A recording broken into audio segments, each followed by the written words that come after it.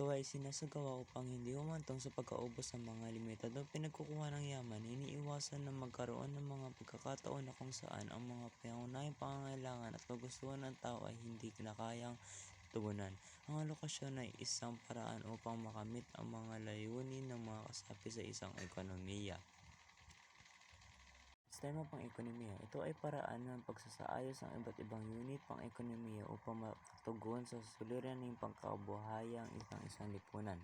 Layunin ng isang sistema pang-ekonomiya na mapigilan ang labis-labis na paglikha ng mga kalakal o serbisyo at maiwasan ang kakulangan sa mga bagay na ito.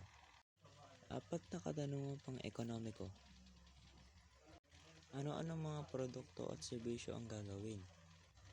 Paano gagawin ang naturang produkto at serbisyo? Para kanino gagawin ang mga produkto at serbisyo? Gaano karami ang gagawing produkto at serbisyo? Alokasyon sa iba't ibang sistemang pang-ekonomiya. Traditional economy. Ito ang pinakaunang anyo ng sistema pang-ekonomiya. Ito ay nakabatay sa tradisyon, kultura at paniniwala. Market economy. Nagpapahintulot sa pribadong pang-aari ng kapital, pakikipag-ugnayan sa pamamagitan ng presyo at pangangasiwa ng mga gawain pang-ekonomiya sa pamamagitan ng pamilihan. Command economy. Ang ekonomiya ay nasa ilalim ng komprehensibong kontrol at regulasyon ng pamahalaan.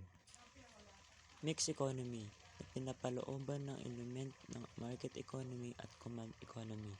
Yun lamang po, maraming salamat.